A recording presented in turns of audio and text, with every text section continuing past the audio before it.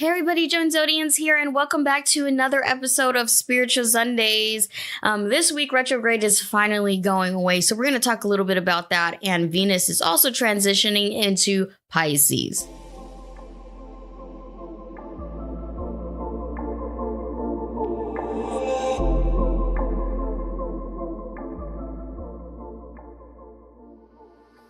Hopefully everybody's surviving the retrograde or the last parts of this retrograde.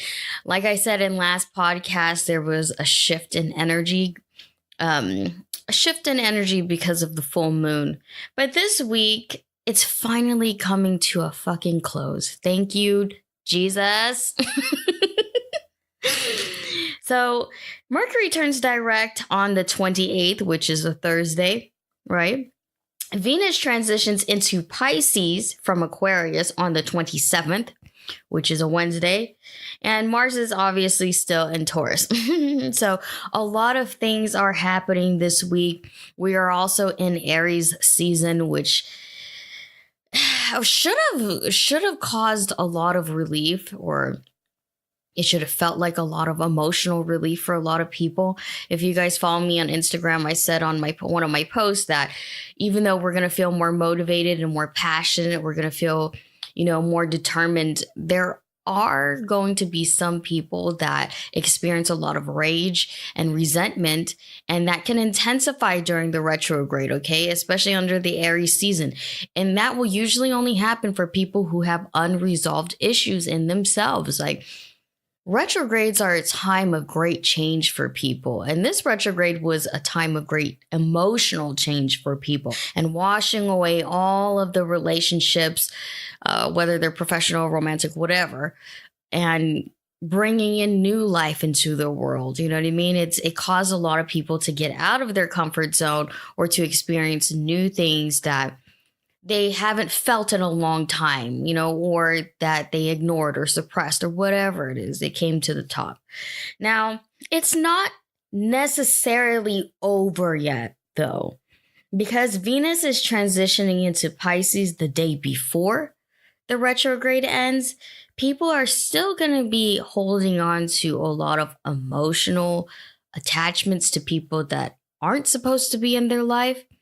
There were a lot of people who didn't get the healing that they needed during this retrograde, whether it be independently or in a relationship. So they're going to kind of drag that on, okay? They're going to be dragging it into the next month.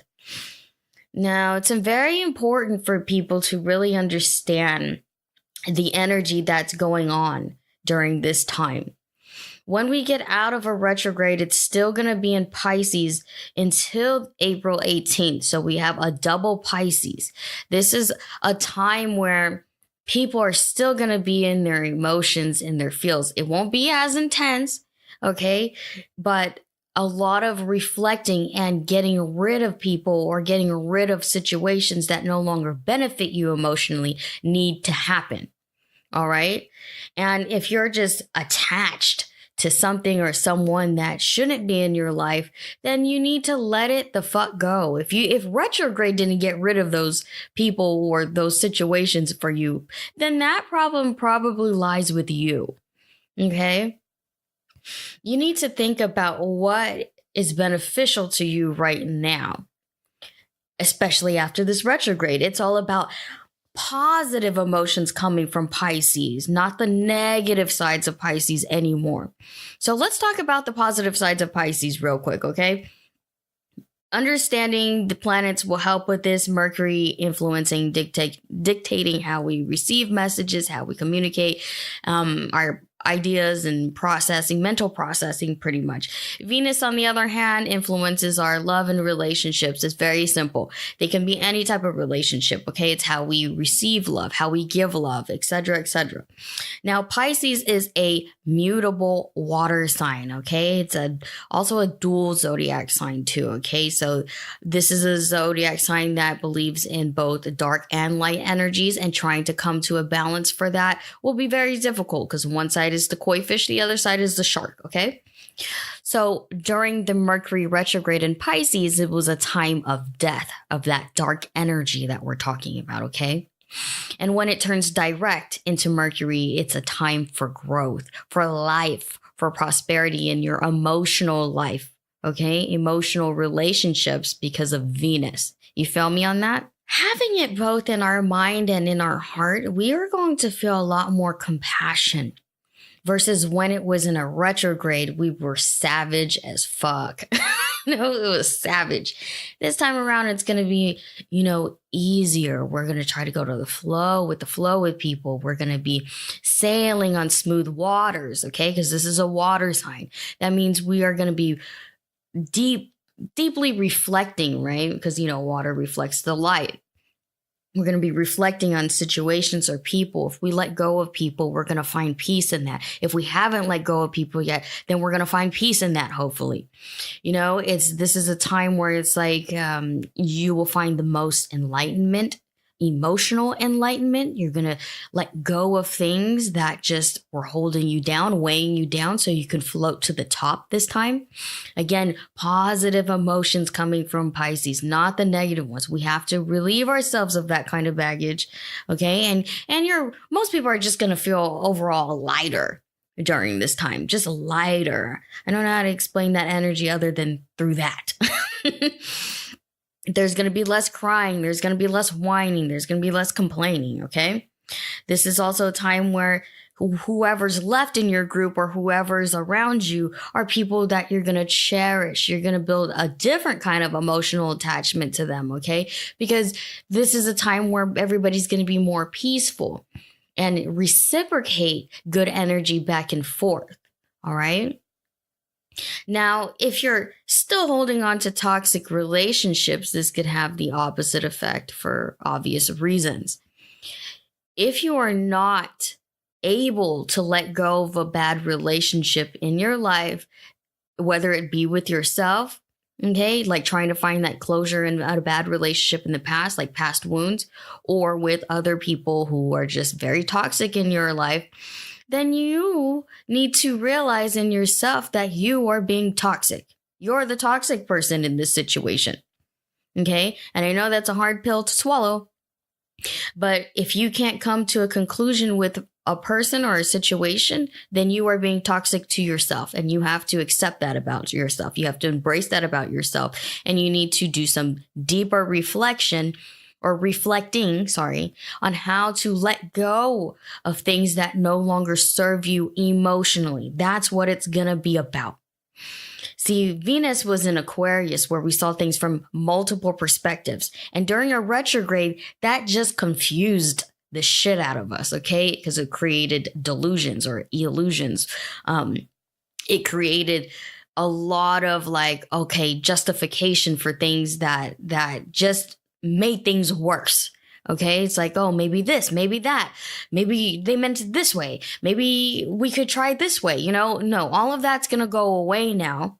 Okay. When Venus transitions into Pisces, because we have a double Pisces here, meaning we will find that emotional balance where air couldn't do that. Okay. Because Aquarius is an air sign. Now, going forward, Mars is still in Taurus. That means there's a lot of slow reactions to things. Slow. Every time I think of Taurus, it's like, whoa, slow down. And having that Venus in Aquarius didn't help much with being, the stubbornness and the challenge of it all. I swear to God. Now that Venus is going to be in Pisces, it's going to be a smoother ride. You know what I mean? There's going to be less resistance there. It's just going to be a yin and yang feel to everything. Like, okay, we're going to go with the flow of things.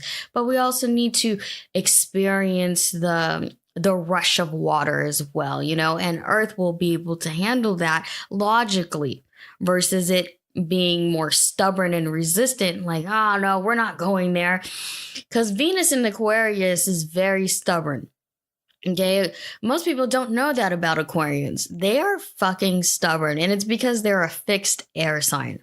All right. And during this retrograde, it doesn't help because people are stuck on their own beliefs, refusing to see things from a higher perspective. It's not that they couldn't see things from multiple perspectives. It's the difficulty of seeing things from a higher perspective, a logical perspective. You feel me? Now that it's going to go out of that and Mercury is going to turn direct, it's going to be a relief for a lot of people. Seriously, it is. It's going to be better in the workplace, better at home, better just with strangers outside when you're at the grocery store. You know, people are going to do less, I guess, less confusing things to other people. We'll be able to understand each other from an emotional level going forward. So that's pretty much all that you can expect from everything that's gonna happen. If you guys need spiritual guidance, you know where to find me at Zodianz.com. I've had a lot of people booking sessions with me. I'm open Saturdays now. We are also going to be holding a workshop to celebrate the 3rd year anniversary of Zodianz on April 13th. It's a free RSVP, but it's a limited seating. It's an online workshop for all you introverts there, all you empaths that don't like to go out, because I'm that type of person too. This is for you. And it's about embracing your godlike energy, your goddess, embracing the goddess in you and stepping into the spiritual business. It's going to be exciting. Can't wait to do this with my goddess sisters, Coco and Sade. Shout out to them. And you guys can follow me on Instagram at Zodianz, Zodianz. Love you guys. Bye.